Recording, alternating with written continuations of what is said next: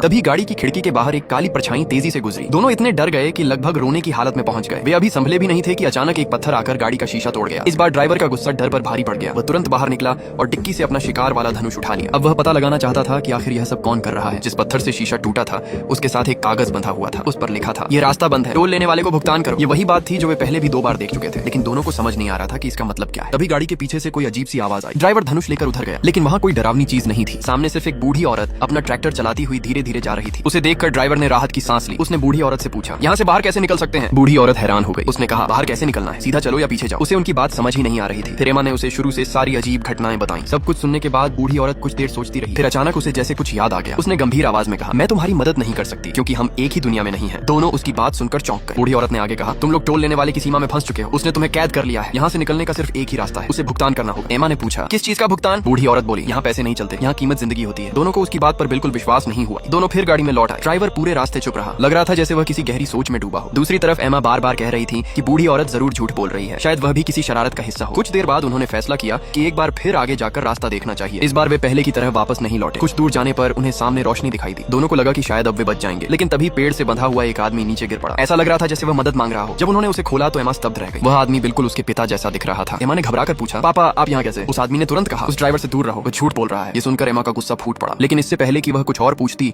वह आदमी अचानक गायब हो गया। अब एमा समझ नहीं पा रही थी कि यह भूत था या कोई भ्रम। इसी बीच ड्राइवर के पीछे अचानक एक सूट और टाई पहने डरावना आदमी खड़ा दिखाई दिया। ड्राइवर ने तुरंत तीर चलाया, लेकिन तीर का उस पर कोई असर नहीं हुआ। दोनों डरकर वहाँ से भाग निकले। भागते भागते वे एक छोटे से फार्म हाउस तक पहुंचे। अंदर जाकर उन्होंने दरवाजा बंद कर लिया। घर में एक पिस्तौल और एक पुराना टीवी रखा था। अचानक टीवी अपने आप चालू हो गया। स्क्रीन पर एक आदमी और एक औरत दिखाई दी। औरत के हाथ में एक बोर्ड था जिस पर लिखा था, ड्राइवर की तरफ पीठ मत करना, वो तुम्हें मार देगा। अगले ही पल टीवी पर एमा और ड्राइवर दिखाई देने लगे। वे दोनों वही कर रहे थे जो असली एमा और ड्राइवर कर रहे थे, जैसे टीवी कोई आईना हो। फिर टीवी में दिखने वाले ड्राइवर ने तलवार निकाली और एमा पर हमला करने की कोशिश की। ये देखकर एमा डर गई। उसने तुरंत मेज पर रखी पिस्तौल उठाकर असली ड्राइवर पर तान दी। ड्राइवर घबराकर बोला, ये सब झूठ है, टीवी हमें एक दूसरे के खिलाफ भड़काना चाहता है, ये एक जाल है। इतनी सारी अजीब घटनाओं के बाद दोनों को महसूस होने लगा कि कोई रहस्यमयी ताकत सचमुच उनके साथ खेल रही है। उन्होंने फैसला किया कि वे एक दूसरे पर भरोसा करेंगे और किसी भी हालत में आपस में नहीं लड़ेंगे। लेकिन जब वे फार्म हाउस से बाहर निकलने लगे तो उन्होंने देखा कि चारों तरफ सूट और टाई पहने डरावने लोग खड़े हैं। दोनों फिर भागे और किसी तरह वापस गाड़ी तक पहुंचे। उन्हें लगा कि सुबह होते ही सब खत्म हो जाएगा, लेकिन तभी गाड़ी की स्क्रीन अपने आप जल उठी। उस पर लिखा था, समय देखो। उसी समय दोनों के मोबाइल भी चालू हो गए। स्क्रीन पर समय 2:73 ही दिख रहा था। इतनी देर बीत जाने के बावजूद समय आगे नहीं बढ़ा था। फिर स्क्रीन पर एक और संदेश उभरा, जब तक भुगतान नहीं होगा सुबह नहीं होगी। इसके बाद आखिरी लाइन दिखाई दी, सिर्फ एक व्यक्ति की मौत काफी है। यह पढ़कर ड्राइवर का चेहरा बदल गया। उसे अचानक बूढ़ी औरत की बात याद आ गई। वह धीमी आवाज में बोला, मैंने बहुत बड़ी गलती कर दी। फिर उसने एमा की तरफ देखा, माफ करना, उसे मौत की गंध आती है, इसी वजह से उसने हमें ढूंढ लिया। सच ये है कि जब मैंने तुम्हारी राइड स्वीकार की थी तभी मैंने सोचा था कि जरूरत पड़ने पर तुम्हें मार दूंगा। मुझे लगा था कि मैं यहाँ अकेला फंसा हूँ, लेकिन अब उसे सिर्फ एक इंसान चाहिए और अब मुझे दिखावा करने की जरूरत नहीं है। ये सुनते ही एमा के पैरों तले जमीन खिसक गई। वो तुरंत गाड़ी का दरवाजा खोलकर भागी। ड्राइवर भी धीरे धीरे उसके पीछे उतरा। उसने धनुष उठाया और एमा पर तीर चला दिया। उसे लगा कि अब सब खत्म हो गया है, लेकिन जब वह वापस गाड़ी में बैठा तो गाड़ी फिर भी स्टार्ट नहीं हुई। इसका मतलब था कि एमा अभी जिंदा थी। वह उसे ढूंढने बाहर निकला। उसी समय एमा ने मौका देखकर उस पर पेपर स्प्रे छिड़क दिया। दोनों में हाथापाई शुरू हो गई। संघर्ष के दौरान एमा ने उसके हाथ से हथियार छीन लिया। अचानक गोली चलने की आवाज गूंजी। ड्राइवर वहीं गिर पड़ा। कुछ देर बाद जब एमा की आंख खुली तो उसने अपने पिता और पुलिस को अपने सामने खड़ा पाया। पता चला कि बूढ़ी औरत ने सचमुच पुलिस को खबर कर दी थी और शायद वही रहस्यमयी टोल लेने वाली शक्ति भी थी, क्योंकि रास्ते के संकेतों से लेकर टीवी की चेतावनियों तक हर चीज एमा को यही बताने की कोशिश कर रही थी कि ड्राइवर उतना मासूम नहीं था जितना वह दिखता था।